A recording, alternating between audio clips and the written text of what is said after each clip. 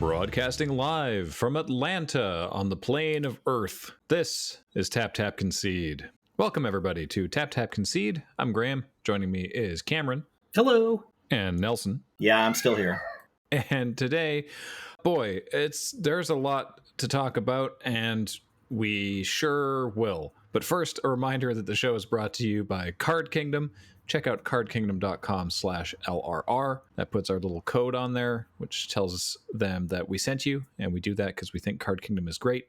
And they have really excellent customer service and good shipping. And you can ask them for a little button and they will send it to you. And the buttons are funny. And I think it still is the Woo and Wooburg. But who knows? Maybe people have been buying a lot of Zendikar. Also, this show is brought to you by you and your kind support of our Patreon at patreon.com/loadingreadyrun. And we really appreciate it.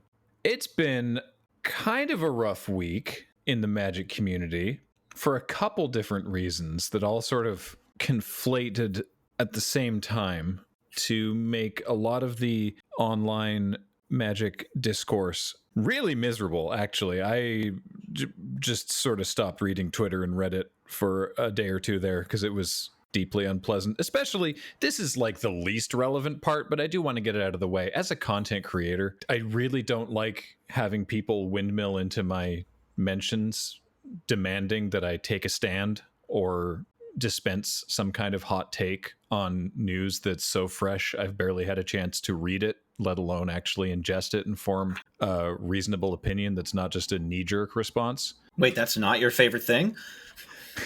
No, I deeply dislike when someone's like, what's your opinion on Thing, when Thing has only barely happened. In fact, I was so busy the day that all this, it was Monday, I was so busy all day that it wasn't until I finally logged on to Twitter and my timeline like jumped to the most recent that it was already into the part of people complaining about how miserable Magic Twitter was being that day. And I was like, oh, that's weird. I wonder what I missed, assuming it was less of a big deal than it all turned out to be. So that's plus there's the added thing of the ongoing assumptions that we are incapable of giving anything more than weak lip service to anything that Wizards does because of the assumption that they somehow control our content or what we say, which they do not. God, I just wish we were getting paid so much money by Wizards and all we had to do was sell Magic cards. Yeah. It would be amazing. It would just be great if we were just sponsored up the wazoo. We have a great relationship with Wizards, right? We don't hide that. They pay us to do the pre-releases, and that's awesome. And they send us some free stuff, and they give us the preview cards that we get to make the videos of that people just steal the cards from and put on Reddit. And that's sweet. Like the relationship that we have with them for the PPRs and everything is great, but they don't control this. They don't get to tell us what to say. And you know, the assumption that we are going to be afraid of talking about things that we don't like to endanger that is wrong. Speaking of things we don't like, we're going to, at least for me, we're going to talk about the Secret Lair stuff a little later. First of all, we're going to start off with the standard banned and restricted announcement, because that was the first thing in the week that really sent some people into the realm of tilt, and not unreasonably. They banned Uro in standard. How did we get to this point? Well, Uro, powerful card, obviously from Theros, has been making waves since it was printed and has had people looking at it to maybe get banned for a while. The situation shortly after standard rotation, like as soon as you can play with the Zendikar Rising cards, was that pretty quickly 4-color Omnath kind of came out in front as the deck to play with just a gigantic metagame share. There's some pretty good screenshots of various standings after round 7 or whatever that are just like all of this deck with maybe, one outlier. So this is the deck to play. Everyone's playing it if they're serious about winning standard tournaments last week and shortly before, as soon as you could play Zendikar on Arena and on Magic Online. That always needs to be addressed if that's happening. So WotC was going to do something, Organized Play was going to do a ban on something. The fact that they chose Uro rather than what seems to be sort of more the important linchpin card Omnath in the strategy has people upset. And also it plays into this pattern that we've seen where new cards come out, they're really, really good. There's a best deck to play them in, and then a few weeks goes by and R&D bans something that's not from the most recent set. It's not the most recent good card, but is an important good card in that deck. I'm under the impression that when it got to the point of the actual banning, that Uro itself was not even approaching the best card in the Omnath deck, and indeed some Omnath lists had cut the Uro. Correct. So there's a 4-color adventures list going around that's won some tournaments, I think, or at least made some top 8s, that relies on Lucky Clover and the Beanstalk Giant for mana. And then I think still uses Lotus Cobra to get the extra mana out of your land plays and some of the other good landfall cards that are in the Omnath deck, like Omnath, but doesn't play Uro because there isn't space for it anymore when you have these Lucky Clovers and these Beanstalk Giants. So that was before the ban announcement even happened. There was a successful Omnath deck that doesn't play Uro. But even disregarding that, the sort of normal looking, no adventures, just play lands and things that care about lands and then win with Omnath, it can really do it without Uro. Your important cards here are Lotus Cobra. If you're not familiar, this is a reprint from the first Zendikar. A 2/1 snake for 1 and a green with just landfall. Whenever land enters the battlefield under your control, add 1 mana of any color. So you want to have this on turn 2. Turn 1 is just going to be a tap land. And then starting on turn 3, Uro's a good play, but Cultivate is pretty much the same. Beanstalk Giant is not bad.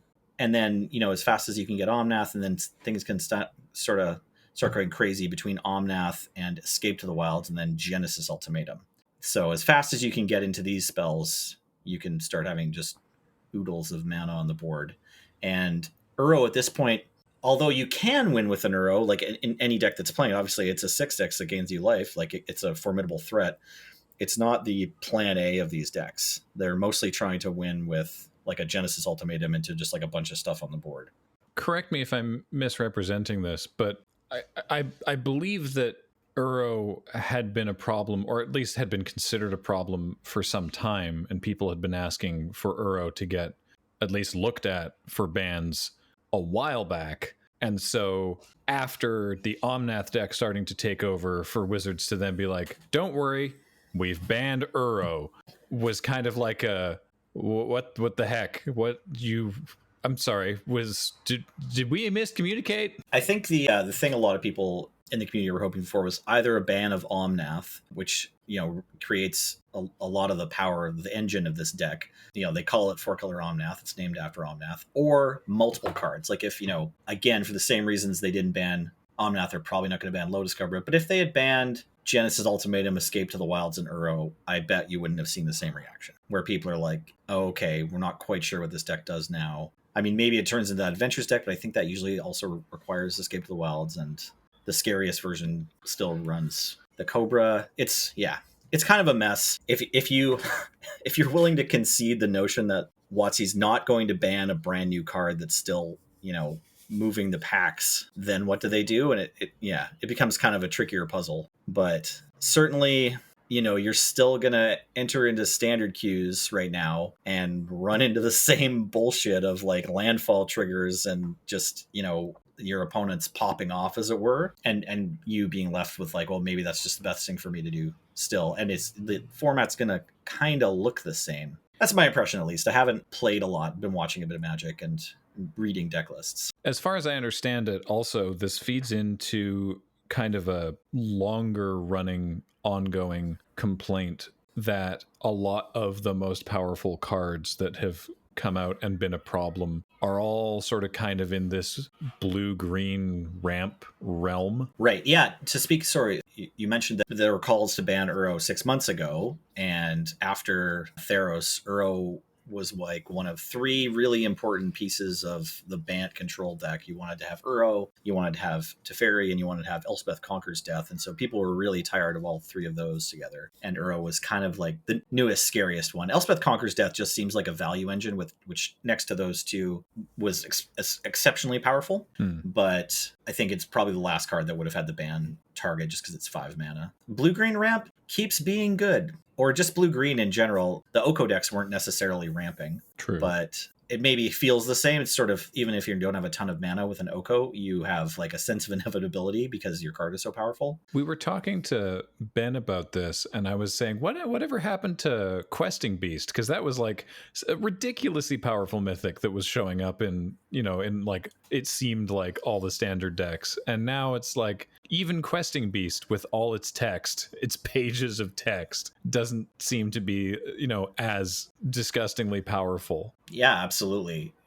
RIP Questing Beast, consigned to the dollar mythic bin, probably. I don't know. Like, yeah, like the other card that I'm surprised isn't going around that might give some insight into the power level of standard is Rada, Heart of Killed, right? Like a Courser of Crewfix that doesn't show your opponent the card not being good enough for standard, right? Like, wow, Jesus, that's a good point. she doesn't have 4 toughness, right? That's an important thing for Courser, but like this should be a good card, right? she also sometimes attacks for 20 though. Like, let's not put that one. Yeah. past her. Oh yeah. Sorry. Yeah. My bad. I mean, it's possible we'll see Questing Beast back. The next set, if they give us a powerful green 1-drop to replace Pelt Collector, the rest of this pretty decent mono green Stompy deck is still basically around from the previous format. Yeah. I hope we see some strong green cards.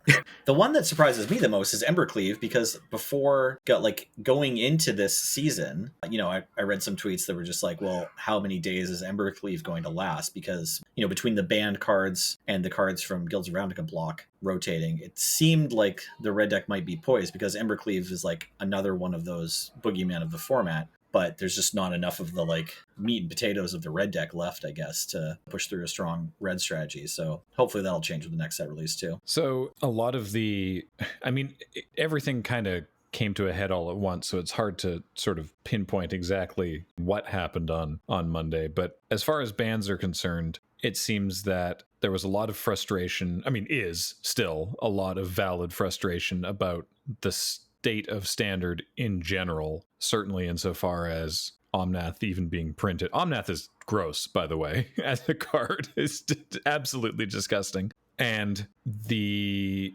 fact that even after it being very clear very quickly just how gross Omnath was, for Wizards to look at that and go, okay, well, we're going to ban Uro then, seemed like kind of... I get the impression people took it almost as an insult to our intelligence, of just like, oh, great, thanks for fixing the problem. Yeah, as it turns out, Uro was not an imposter. Well played. Thank you. I stole that from the internet. We put Uro into the airlock, but there are still imposters remaining. Loading ready run, filtering down the very best of Magic Twitter just for you. I love it. Sorry, it's weird. It's like, the time soup that we're in kind of changes your perception of things a little bit. And obviously, no one's playing F&M really. So what is a paper release? Doesn't matter so much anymore. It doesn't mean anything. But time of recording is actually the first day that you're legally allowed, I think, to play Zendikar Rising cards. Are you serious? I think so, unless I'm off by a week. But definitely this ban is extremely early into, a set's release. And it has to do partly with the fact that they let you play with the cards on Arena and on MTGO earlier than they used to, versus the paper pre-release and paper release days. But right. It was last week. Was it just last week? Okay, did you check? Okay. Thank you, James. So it wasn't before the release of the set, but it's still really early. 3 days into the paper release, right? Because the ban happened on Monday, and you technically could have been playing a paper tournament on Friday. So it's just mind-bogglingly quick that happened. And that has largely to do with this, and they explained this in the announcement. They've explained it a few times this year, that the pace of change in Magic is different now because almost everyone's playing online. So we're all just in one big tournament together, and we're going to figure out kind of the best version of the 4-color Omnath deck a lot faster than we would if it was week by week PTQs and trying to figure out what's happening 2 states over and watching the best players at your F&M, and slowly the tech kind of comes together. But yeah, that's another thing that's worth talking about. Even in the world of playing tons of Arena, it's just sad that they had to ban a card, to fix this format 3 days in, right? Especially since it seems like it didn't actually fix anything. Yeah. It was, very, very tuxedo mask meme of my work here is done, but you didn't do anything. Goodbye. Uro is a great card. If you're not playing 4-color Omnath and you're trying to beat it, I bet it's a little easier now. One of the tweets I read, or things I saw, our Ben too was playing this deck, Blue-Black Rogues, and either he or another Blue-Black Rogues pilot mentioned, if you do get through the early game and they don't have the kind of nut draw and you can start to take control, one of the things that wrecks you is just milling multiple Uros. Or, Yeah. Yeah. like if they can keep recurring Uro in the late game after you can otherwise kind of counter their spells from hand and deal with their pressure or whatever to keep them off ramping, you could still just lose to Uro. So at least one other kind of cool, kind of new deck doesn't have that specific problem. So it's not that it does nothing, but it doesn't wildly reshape the metagame like most bans tend to. Like usually it's like if there's a ban, it's one or more cards and then there's an adjustment. It's like the energy cards getting banned, like that changed standard. Yeah. Stoneforge Mist getting banned, changed standard. Maybe the Omnath decks can splash black for Kroxa if they can find the space for a second color in their mana base. Yeah. May as well go all 5. Yeah. From a lore angle, do you think Omnath's going to get there eventually? To being banned? Oh, to being 5 colors. No, to being 5 color. He has to, right? Yeah, I think when this card was spoiled, we talked about it, that like the only thing Omnath is currently missing is like a black, probably discard clause, or maybe drain. Sorry, I'm in my dumb little monkey brain over here trying to imagine what it means in the lore to get banned out of a constructed format. Like, is that like Journey to Nowhere? They do have those on Zendikar. You'd think that Omnath would have had to take one by now. I think it's like when Nahiri puts you in stone. If you've become a clue token, you're no longer legal. Maybe they just put like a no X's sign, right, on the plane. Right. And Omnath is just like, but I live here. I'm like, sorry, I don't know what to tell you, buddy, but you're not allowed to play here anymore. Omnath looks at other Omnath that's on the other side of the sign and points to him itself or whatever, and is like, look. And then the person behind the sign's like, that's why it says Omnaths. Yeah, we can have Omnath, Locus of Man. They're okay. Yeah. So the other thing that happened also on Monday that arguably, I don't think it's arguable, that has definitely been the larger matter of consternation is the Walking Dead Secret Lair. And this whole thing has made me upset. Like the Secret Lair, the reaction to it, the discourse around it, everything is just, it's been angry and upsetting to be observing and tangentially a part of, and no part of this has been remotely pleasant. You know that gif of the dumpster fire that's in the flood and it's like it's going down the street because the streets are flooded? Yeah. And there's like a dumpster with fire in it? Yeah. If you've spent enough time on Magic Twitter this week, it maybe feels like that dumpster is your house. Yeah. Yeah. And like the Pirates of the Caribbean music is playing. So I'm going to fill you in case you were unaware, I'm going to fill you in on basically everything that we know now. And I'm glad that we're recording it today rather than Monday, because a lot of other stuff has happened since Monday. Also, Wizards did a stream yesterday where they answered some questions. Whether or not you like the answers, they did actually answer the questions. And so I'll talk a little bit about that as well. A couple weeks ago, maybe it was a couple weeks, maybe it was a month ago. Again, time soup. They said that there was going to be a forthcoming Secret Lair that was a IP crossover with the AMC television series The Walking Dead, which, while not at the zenith of its pop culture relevance, is still quite popular. The show itself is still on the air. We're 5 years into a spin-off. Like, the show is trucking along. And after the other sort of pop culture crossovers that have happened before, like, for example, the Comic-Con or HasCon promos with Transformers or My Little Pony, or more recently the Godzilla stuff with Ikoria, the general reaction to that announcement was like, oh, okay, weird choice of IP, but sure, fine, whatever. Like, generally speaking, reactions to the initial announcement ranged from like, I don't like that, to like, whatever. Or, some people were like, oh, cool, I love The Walking Dead. And that's sweet.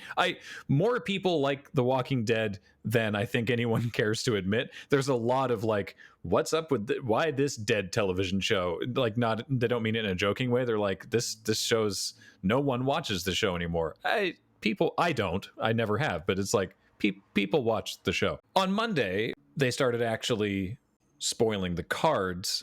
And part of that was that these cards would be mechanically distinct and legal in Eternal formats. Black bordered. Yeah, there were black border cards that were legal in Eternal formats and mechanically distinct, meaning that they would do things, they would have rules text on them that would be unlike any other card in Magic. So if you wanted a card that did exactly this was your only way to get it. So that means it's a Secret Lair drop that's only available from October 4th to 12th. It's a premium price item, and it's the only way to get these cards that are legal in Legacy or Commander. And that's been a big problem for Wizards. I want to get this out of the way at the top. I don't like it. I don't like that. Yeah. I think that's a bad idea, and we'll get into sort of why, but I just want to make it really clear. I'm going to be explaining Wizards' reasoning for this, and I don't want you to think that that's me defending it. I don't like it. Also, and this is like not even the most relevant part, this is a very like irrelevant part and totally subjective. I supremely dislike the art. It's hyper realistic, and I really, really don't like it. A lot of people suggested they could have done something with taking some notes from the Walking Dead comic book that the series is based after, or making them more stylized. The photorealistic drawing, it just sort of flips the whole thing even further into this weird uncanny valley realm that I am really not a fan of. I like Glenn and the zombie tokens. So there's another funny thing, is that they're not zombie tokens. They are walker tokens, and there's now a note in the Magic Comprehensive Rules that a walker token is considered a zombie. Oh, me, oh my. I didn't even catch that. That's annoying. Yes, exactly. See, and this leads into something that we'll... I didn't realize they had pissed off judges too. Oh, no. Everybody disliked that. It's like I was in the soup line at the garbage fire and I didn't realize it. Yeah. Okay, wait, no, sorry. Brief correction. The token creature does in fact have a subtype line that is zombie, but there is still a note in the comprehensive rules that says that walkers are zombies. Oh, right. Sorry. No, this is important because it has to do with how tokens are created. And it actually is still a minor headache for judges. Obviously, it's great that the tokens say zombie on them. But if for whatever reason you don't have your tokens that came with your Secret Lair product that you bought, and you only have the card itself doesn't tell you that they're creature type zombies, which is unlike Magic. Like, it's like other games do that, but generally all you need to play is the cards, and the cards tell you how to play the game. So if the card tells you to create a walker token, can you use a zombie token? I mean, you would be misrepresenting the name of this card because the name of zombie token is zombie. But we allow people to be like, yeah, this D6 is a zombie. Yeah, exactly. And like, we also just, use little scraps of paper, or we use the back of ad cards and stuff. So in the same way, yeah, it's totally fine. And it's only going to matter if someone casts Maelstrom Pulse, right? Right. Anyway, this is like the least important part of this whole thing. So some of the discussions that have come up are, what if one of these cards is, for example, relevant in Legacy? The example that's being used is Glenn. A couple people are like, this could actually be a relevant card. So Glenn is 1 white-blue for a 1/3 legendary human advisor with Skulk, which means it can't be blocked by creatures with greater power. And whenever Glenn deals combat damage to a player, draw cards equal to his power. And so the issue is like, okay, what if I want to run that in a Legacy deck? I need 4 of this Secret Lair, or somehow I have to have acquired 4 of these cards from the Secret Lair. And then the barrier to getting these cards that are now legal in older formats is unprecedented. It's just this barrier is massive. Gross, I think, is the word you're looking for. Yeah. I mean, generally speaking, because of what we've seen in the past, people were like, why are they not just silver bordered? Why are you not just doing like the Godzilla treatment, right? Why are you making totally new cards that are playable in Vintage and Commander that you can only get as this premium purchase that even not everyone in the world can get, because Secret Lairs don't ship to a whole bunch of places, and the places that do have pretty high shipping, speaking as someone from Canada. And so people have been, I think, rightfully upset by this, because it's so different from it's so many changes all at once, and don't much care for it. Also, not a very big fan. I don't like The Walking Dead. That doesn't preclude other people from liking it, but it soured me instantly on these cards, right? And they have said that, I don't know if this comes up in the stream and we want to talk about it later, but that these cards will eventually be analogs of the Godzilla cards, in that they will have mechanically identical printings and will count as those cards. Yeah, Mark Rosewater clarified that recently. He didn't say like will, but Yeah, that's what I thought too. I thought you said could. during their stream, which was Blake Rasmussen sort of moderating between Mark Hagan, who's a product architect who works for Secret Lairs, and Aaron Forsyth, who's very high at Wizards of the Coast, between them and the audience, basically, though the actual chat room was unmoderated and completely useless and miserable and full of copy pasta and rage, both justifiable and perhaps a little excessive. The biggest question was, why are these not silver bordered, or why are these not the Godzilla treatment? So here's their answers for that. The silver border question.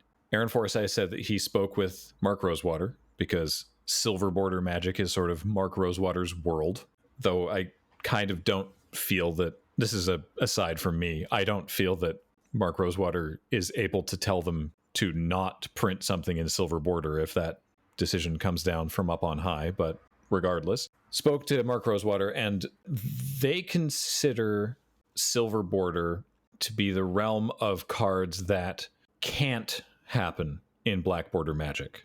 So stuff like the Transformers set or the My Little Pony set, where there are rules text on those cards that don't actually function in regular magic, or stuff like Unstable, where you can sort of infer how it's supposed to work, but there's a lot of like, what do you think it does? It probably does that. And they wanted to make these cards actually playable. So they wanted to make these cards good, functional cards that people would actually want to buy and play with. So that's their reasoning.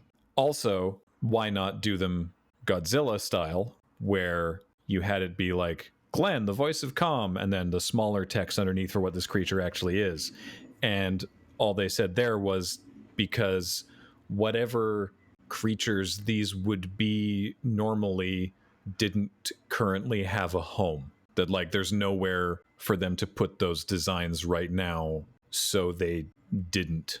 Which is... So it's kind of partly a timing thing, I guess? I find that to be an unsatisfactory response, because I think if they had wanted to do that, they could have just designed the cards and found a home for them later. Like they've done that before. Yeah, just wait. Okay, I don't believe there is some sort of grand conspiracy, but I do think it's worth noting that they talked about why The Walking Dead. That was the other big question, is like, why of all things The Walking Dead? And the reasoning they gave, which they're being, I think, unnecessarily made fun of for this being taken out of context, of Aaron Forsyth saying that The Walking Dead is, I can't remember exactly the quote, but it's like, is, you know, like makes sense in magic or something like that. What he said in the stream is, if you look at it from under the realm of who is all under the big tent at a Comic-Con, The Walking Dead makes sense as a property to include in magic. And I don't even necessarily disagree with that, right?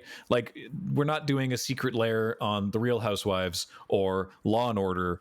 You know, this is a TV show that definitely exists in the same kind of geek spaces as something like Magic the Gathering. Maybe the world building of The Walking Dead is less of a stretch away from the world building of Magic the Gathering than, say, Star Wars. Like, is that kind of where this is going? Like, no, I mean, I think like some people were, or is it just the same fans? I don't even think that it's necessarily about fandom crossover. I think it's more about, you know, what he said literally is these are both booths that you could find at a Comic-Con. And that's true. Like, I don't even, you know, based all the way back on the original announcement being like, we're making a Secret Lair of The Walking Dead. I'm like, weird choice, but that doesn't offend me. I'm not like, what? That makes absolutely no sense. I can't remember where I was going with this. I mean, if we're looking forward to Secret Lairs of just booths you could find at Comic-Con, that could be some good news.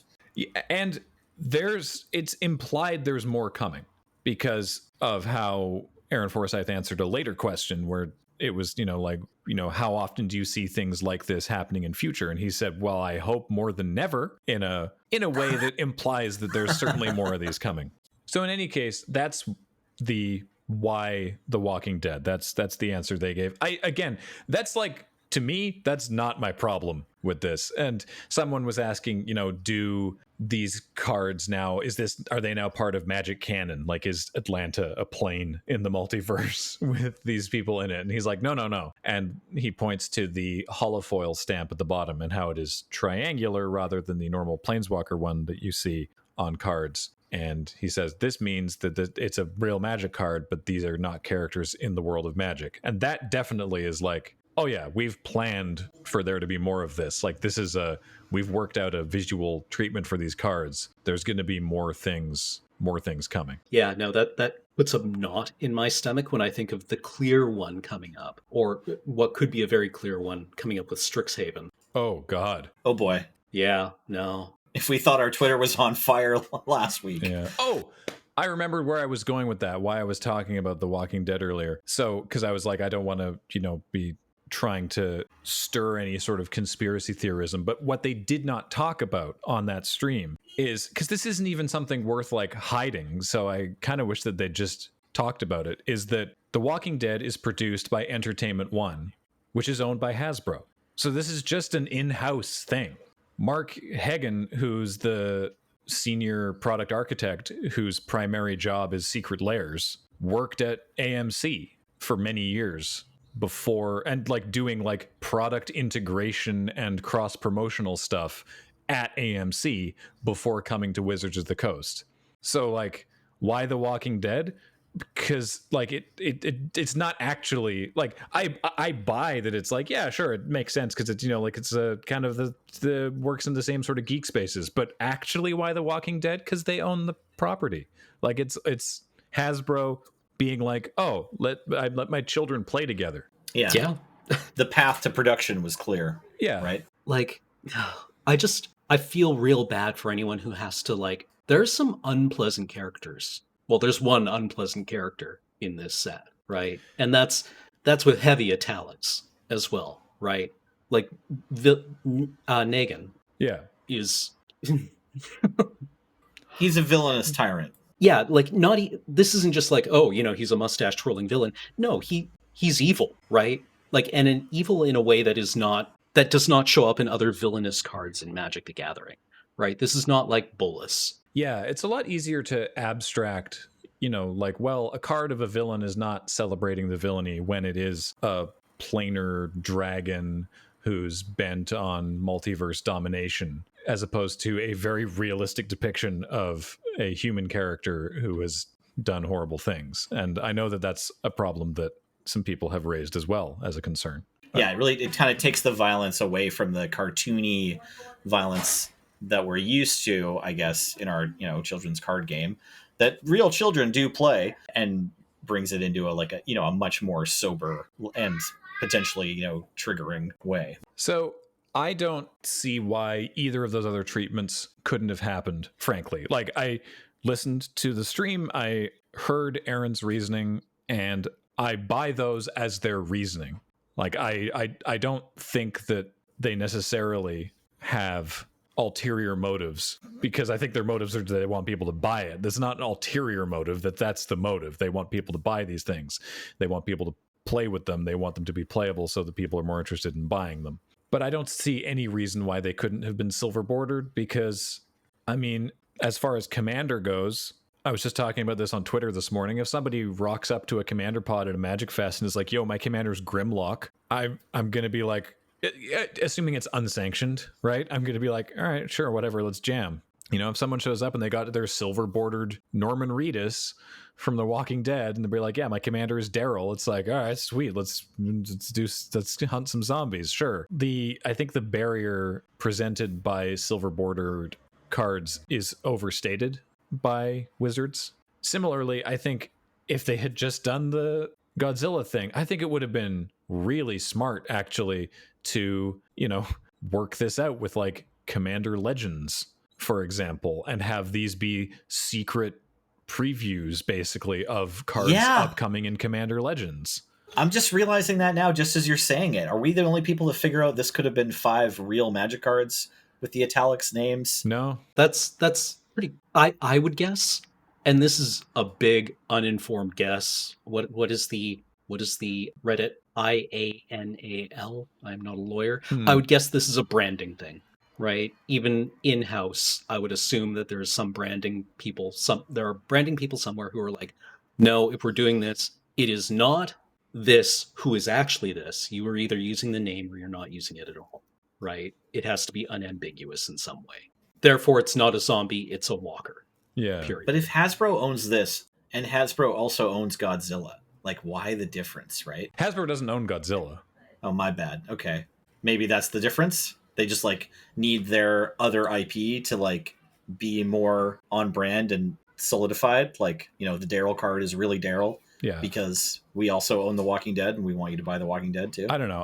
I found the reasoning for why they weren't Godzilla style of because we don't have anywhere to put those cards right now to be a pretty weak reasoning. Yeah, that's fair. I'd like to do a little bit deeper dive into the point you made at the beginning of talking about this, which is just like why it's frustrating that these mechanically unique Legacy and Commander legal cards are only available in Secret Lair. Yeah, please. And so just for anyone who doesn't already feel that like, you know, gut-wrenching kind of disappointment at this announcement, where it's coming from is that although Magic is a fairly expensive hobby, everyone still plays within their budget. And for most players, you know, within a given format that they choose, they want to be able to kind of creatively explore the sandbox to the fullest extent. So, you know, in Commander and Legacy, the cards can be really expensive sometimes already. That's true. But if you decided to kind of make the plunge, then, you know, you should already know what barriers you're trying to get past. Like you're trying to get past, you know, buying dual lands and buying fetches, or you decide that doesn't matter, but you're going to go for something else. Anyways, everyone has a budget. And if you take something that is an idea that you might be interested in, like we talked earlier about how some people think Glenn might be playable.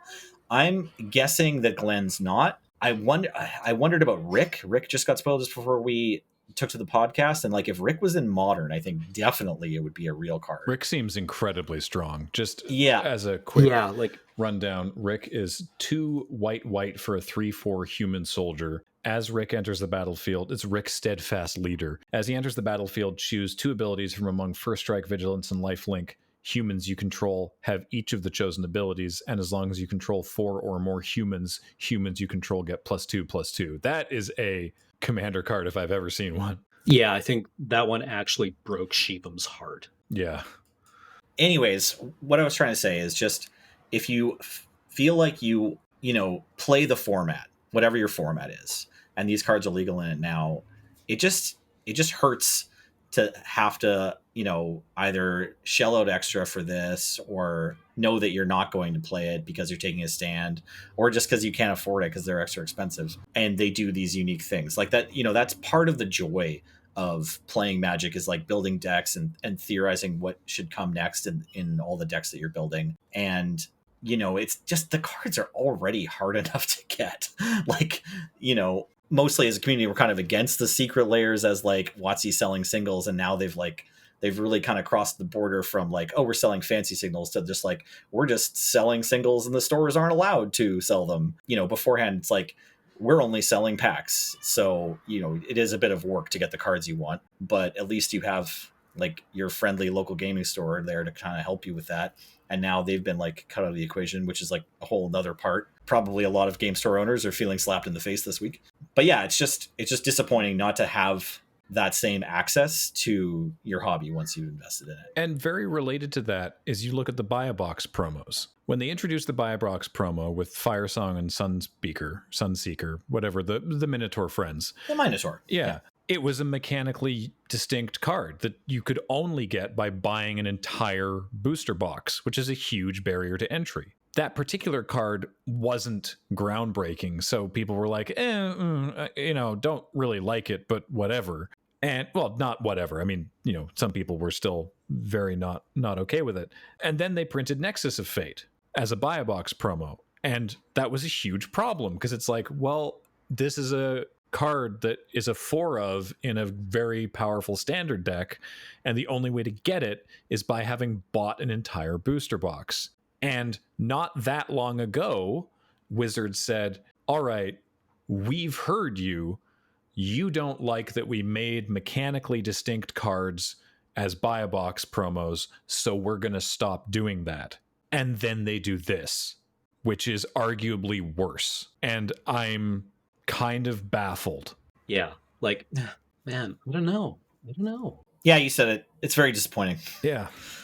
It's frustrating. Something else I want to hit on, though, is something else that I found really frustrating is, God, just the vitriol being thrown at the Commander Rules Committee and the Commander Advisory Group, in particular today, because they announced that they would not be banning these cards. Because there's nothing is you can go and read their post, but it sort of breaks down to there's nothing in their charter about what they want to do as the Commander Rules Committee that makes it so that they should ban these. And there was a part of it, the part of their blog post where they said that, people have been like literally harassing them in some cases, but asking them to ban these cards to send a message to Wizards of the Coast. And they're like, that's not what the Commander ban list is for. Like, please have some goddamn empathy that they have been put in a pretty rough spot here. They did not ask for this, and I do not care that there is one member of the Rules Committee and one member of the Commander Advisory Group that are also Wizard staff. I don't give a shit. The hatred and vitriol being thrown at these people that did not ask for this problem is unacceptable. I'm so disappointed. Yeah, agreed. Yeah, like you got to recognize what is the Commander Rules Advisory or the advisory group and the committee. They're people that love playing Commander that are taking, time away from their families and their Commander games and their other hobbies and sleep to like try to improve the game.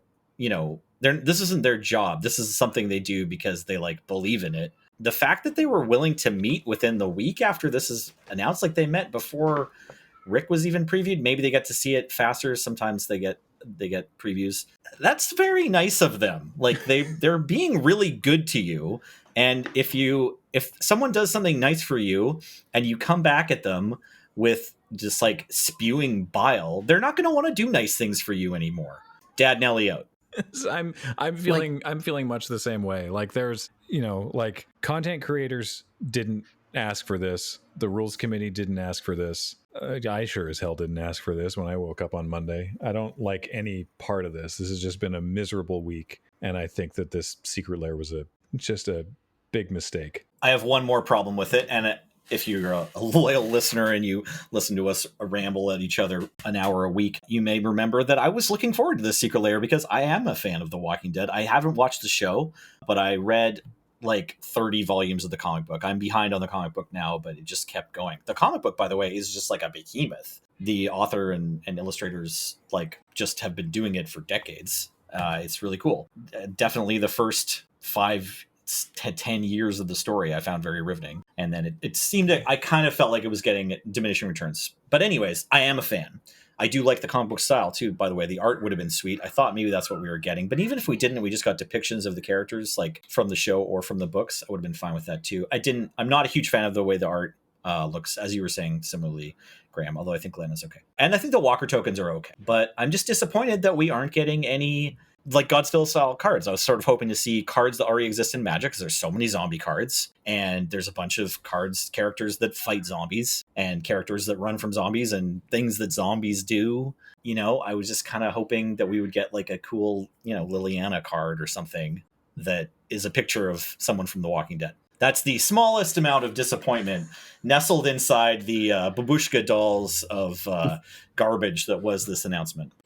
And I fundamentally don't mind doing a fun Secret Lair for some other IP. Like people have been making all kinds of jokes about other intellectual properties that would look stupid as Magic cards. I'd like, no, F it, bring them on. You like, honestly, if there was a Secret Lair Shrek, hilarious.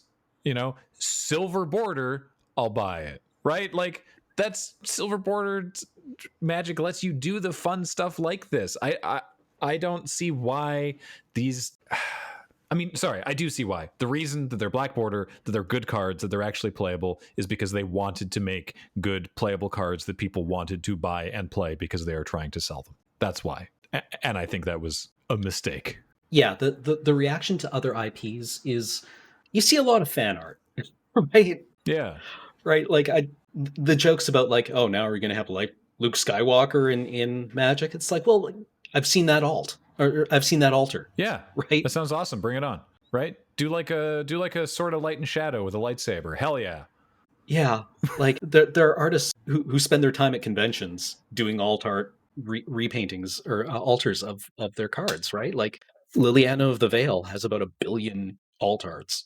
I just And so here's the thing. The only way really to speak to Wizards and Hasbro in this situation is with money, right? Because like people have given the feedback in polite and useful ways and deeply not polite and wholly awful ways. Wizards knows how people feel about this, and that's irrelevant. So the only way that this is going to stop being the problem that it is if it doesn't sell well. And here's the thing. I don't know how well this is going to sell because The Walking Dead still has its fandom, but it's not at the zenith that it was.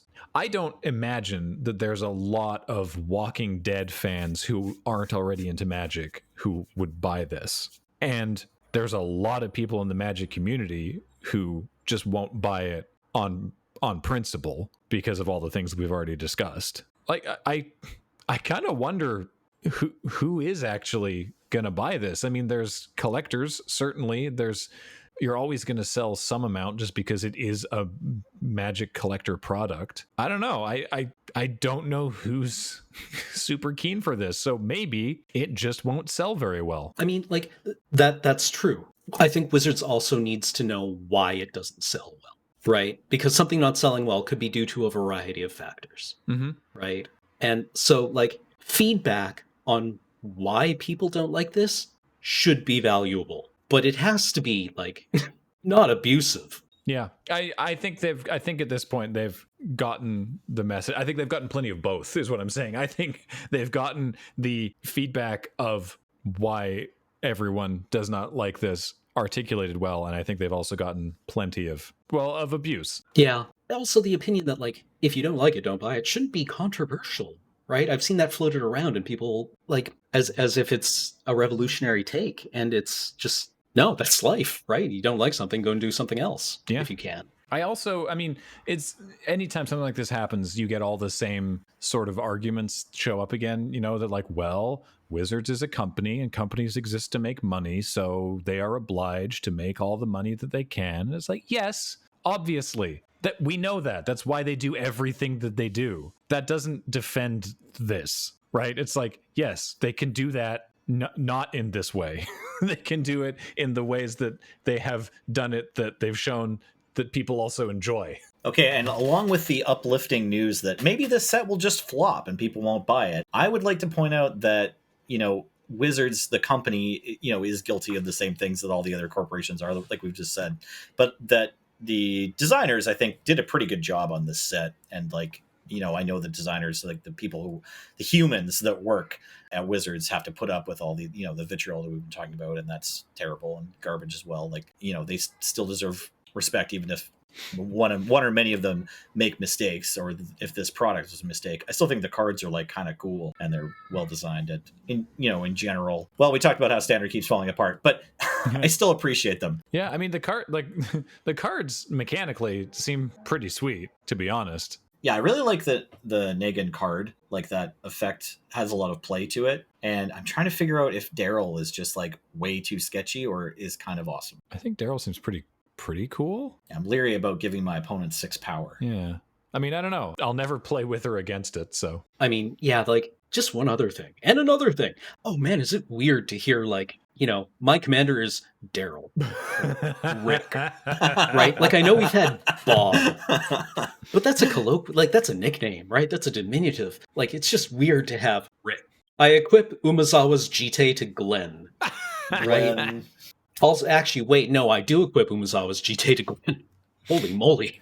Yeah, that's powerful. I should clarify that when I say I'll never play with or against it, I mean, like, statistically speaking, based on just the number of these that will get out there in the wild. If someone sat down and said, yo, my commander's Daryl, I'm not going to scoop up my cards and walk, as some people have suggested they will. I just think in that case, you are hurting the wrong people. I'd have issues with Negan, honestly. Yeah, I think that's fair. Yeah. But I mean, there's people who have said that they will refuse to play against someone using these cards from a moral position of objecting to the notion that they even exist. And I mean, that's your call. I wouldn't do that. But I don't know, if someone sits down and they're like, hey, what's up? I got my commander. It's Glenn. Check it out. I'm going to be like, all right, let's go. It's been an important week for remembering that Magic the Gathering is partly something you create and partly something for which you are along for the ride. Yeah. And it's definitely felt, it's felt like a wild ride this week. I tell you what, I don't know. I don't know if we've added anything of use to this conversation, but it's the only thing that's happened. So it's like, I don't know what else there would have been to talk about. But, you know, if we're the only place that you get your Magic news from, there are the takes. Hey, I watched you lose spectacularly on our clip from Channel Fireball. Yes, I did. God, that game. How dare anyone fog ever? That game, we had that game, and it went for turns and turns and turns and turns and turns and turns and turns.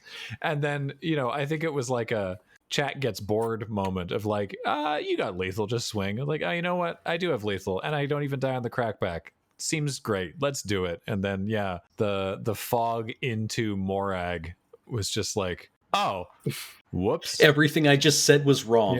Yeah, it turns out I didn't have lethal and was dead on the crackback. Yep. But hey, my heart goes out to you. We got number one on the plays of the week. We've only once have we ever gotten a clip on plays of the week for doing something cool. Usually it's when we biff it horribly. I remember making plays of the week once. I forget what it was even for, but it was definitely like a Cameron got owned moment, I think. I'm fine with it. We're not called Tap Tap Win the Game. Oh yeah, no. I mean, I'm here to get dunked on, really. Like theatrically dumpstered. Yeah. I live to be the human incarnation of I'm a genius. Oh no. Well, I guess that will do it, because I don't really know what else more there is to say. I'm sure you will let us know in the comments. But until next time, this show has been brought to you by our good friends at cardkingdom.com. Do check out cardkingdom.com/LRR, and also by you and your kind support of our Patreon at patreon.com/loadingreadyrun. So until next time, I've been Graham, joined by Cameron. Bye. And Nelson. Get your ballot in the mail. James ran the card reader, and Jordan does the audio editing on these now, and Heather does podcast admin. So thank you all for listening, and we'll talk to you next time.